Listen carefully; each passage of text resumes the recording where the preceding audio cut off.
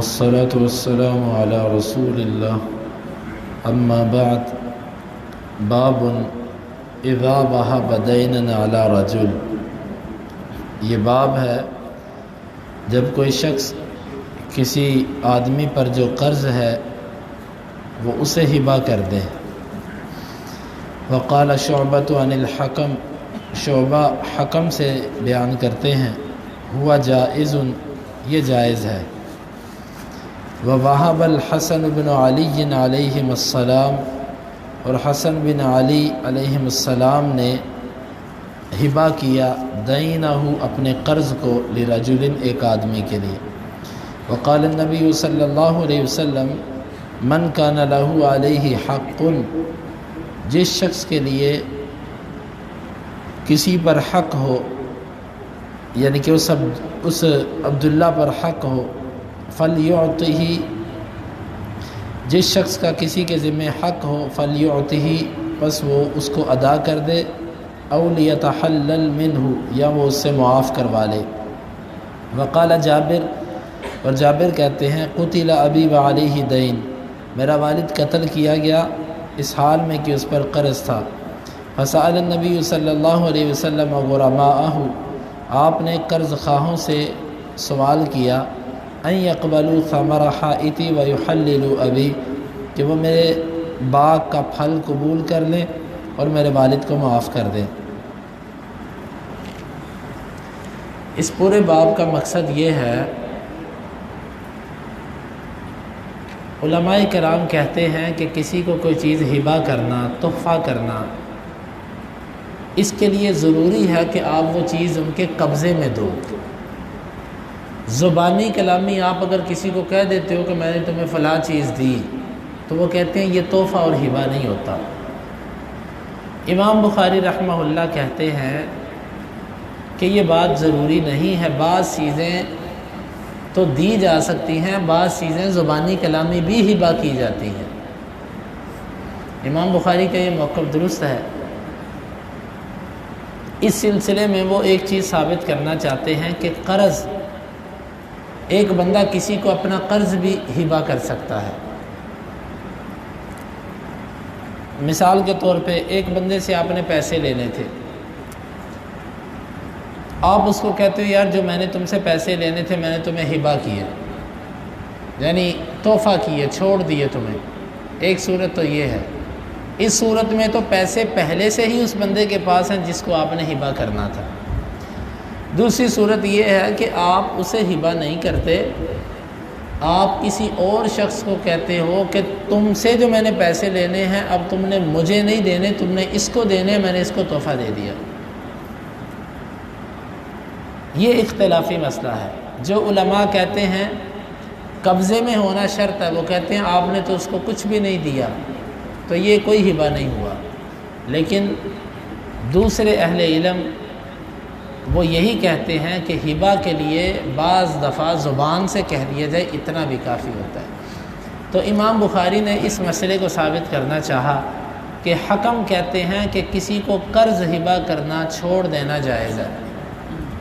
اور اسی طرح حسن بن علی رضی اللہ عنہ کا پیش کیا کہ ان کا ایک آدمی سے انہوں نے قرض لینا تھا، پھر انہوں نے اس کو معاف کر دیا، ہبہ کر دیا کہ جب میں نے تمہیں ہبہ کر دیا۔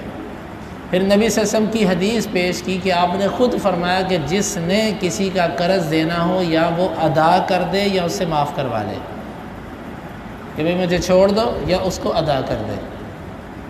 اور چوتھا اثر یہ پیش کیا ترجمۃ الباب میں کہ جابر رضی اللہ عنہ کہتے ہیں میرے والد عبداللہ جس وقت فوت ہوئے، احد کے اندر شہید ہوئے، تو بہت زیادہ قرض تھا میرے باپ کے اوپر۔ میں بڑا پریشان تھا کہ یہ اتنا قرض تو میرا باغ بیچ کر بھی ادا نہیں ہوگا، تو یہ قرض کیسے ادا ہوگا؟ میں نبی کریم صلی اللہ علیہ وسلم کے پاس آیا تو آپ نے فرمایا کہ اچھا تو نے جس وقت یہ تیرا پھل پک جائے، تو نے پھل توڑنا نہیں ہے، کھجوریں اتارنی نہیں ہے، تو نے پہلے مجھے بلانا ہے۔ آپ صلی اللہ علیہ وسلم کو انہوں نے کہا کہ پھل توڑنے کا وقت آ چکا ہے، آپ تشریف لائیں۔ آپ نے فرمایا میں آج نہیں کل آؤں گا صبح کے وقت۔ آپ صلی اللہ علیہ وسلم صبح کے وقت گئے، آپ نے پورے باغ میں ایک چکر لگایا اور دعا کی۔ جابر کہتے ہیں کہ میرے باغ کا پھل اتنا ہوا کہ میں نے ہر ایک کو جتنا جتنا قرض بنتا تھا بغیر معافی کروائے اس کو پورا دیا اور پھر پھل بچ گیا۔ میں نے نبی کریم صلی اللہ علیہ وسلم کے پاس آیا، میں نے کہا اللہ کے رسول صلی اللہ علیہ وسلم پھل بچ گیا۔ آپ کے پاس اس وقت عمر بیٹھے ہوئے تھے، آپ نے فرمایا عمر دیکھو سنا ہے تم نے یہ کیا کہہ رہا ہے کہ وہ باغ کے جس سے باغ سے بھی قرضہ ادا نہیں ہونا تھا، اللہ تعالیٰ نے اس کے پھل میں کتنی برکت کی۔ عمر رضی اللہ عنہ کہنے لگے کہ اللہ کے رسول ہم تو پہلے سے مانتے ہیں کہ آپ اللہ کے رسول ہیں، ہمیں تو پتہ ہے کہ آپ اللہ کے رسول ہیں۔ یہاں پر بھی تعلق کیا ہے کہ آپ نے پہلے قرض خواہوں کو بلایا، آپ نے کہا یار اس کو معاف کر دو، وہ فوت ہو گیا۔ انہوں نے کہا نہیں ہم نے نہیں معاف کرنا، یہ یہودی تھے قرض خواہ، تو انہوں نے کہا ہم نہیں معاف کریں گے۔ میں ٹھیک ہے نہیں کرتے تو نہ کرو۔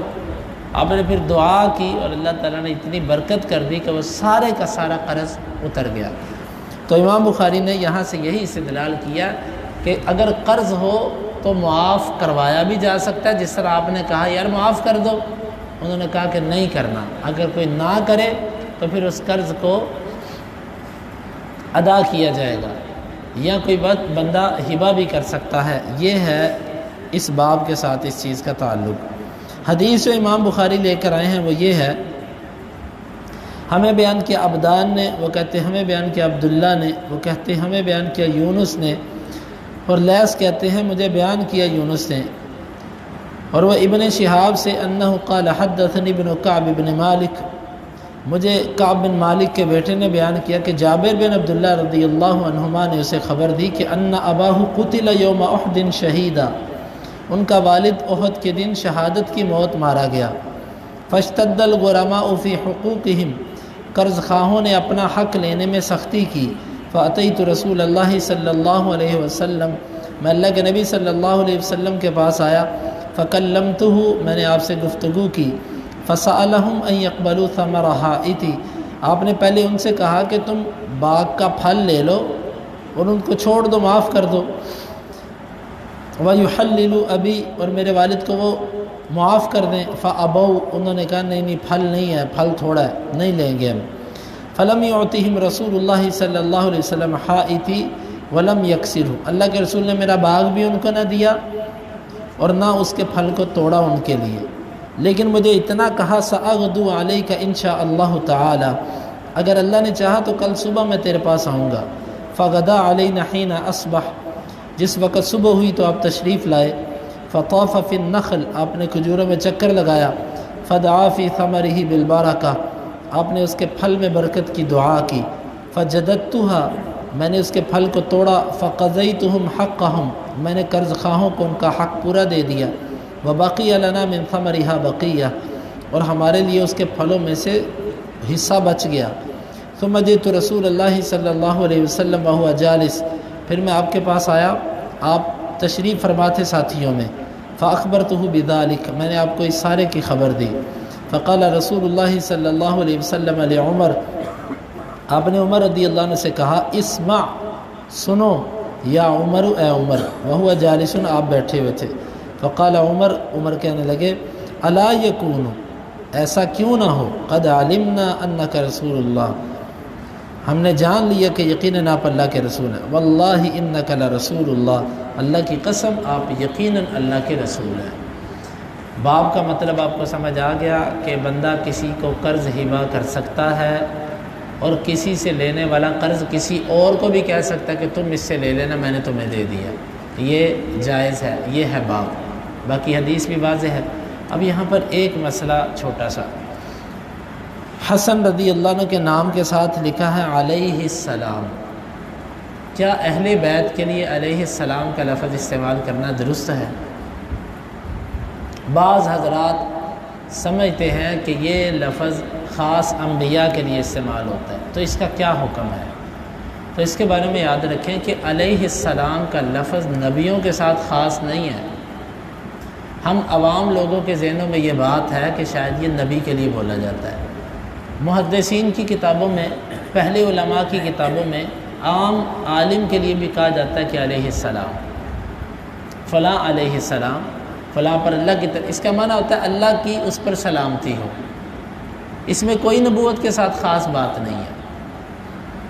اور اس کی سب سے بڑی دلیل قرآن نماز کے اندر، ہر نماز کے تشہد میں ہم یہ کہتے ہیں السلام علینا وعلی عباد اللہ الصالحین، ہم پر سلامتی ہو، السلام علینا، ہم پر سلامتی ہو۔ ہم اپنے لیے بھی کہتے ہیں السلام علینا، تو اہل بیت کے لیے، علی رضی اللہ عنہ کے لیے اور یا دیگر صحابہ کے لیے بھی علیہ السلام آپ کہہ سکتے ہیں، لیکن غلطی یہ ہے کہ اس کو صرف اہل بیت کے ساتھ خاص رکھنا، باقی صحابہ کو کہنا رضی اللہ عنہ اور اہل بیت کو کہنا علیہ السلام، یہ فرق درست نہیں ہے۔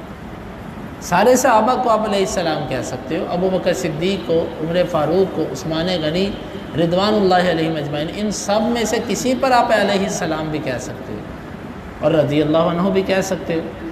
اسی طرح جو اہل بیت ہیں، علی ہیں، حسن ہیں، حسین ہیں، فاطمہ ہیں رضوان اللہ علیہم اجمعین، یہ ان کی اولاد ہے آگے، اس کے لیے بھی علیہ السلام بول سکتے ہیں، دعائیہ کلمہ ہے، اور رضی اللہ عنہ بھی بول سکتے ہیں، دعائیہ کلمہ ہے۔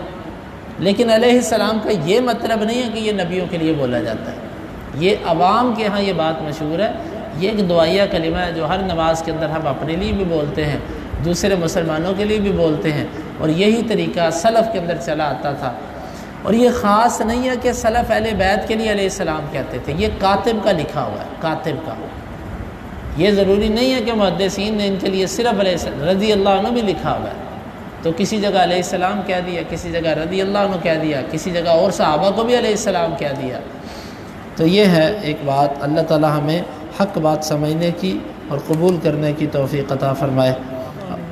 اللہم انفعنا بما علمتنا وعلمنا ما ينفعنا وزدنا علما وآخر دعوانا ان الحمد للہ رب العالمین۔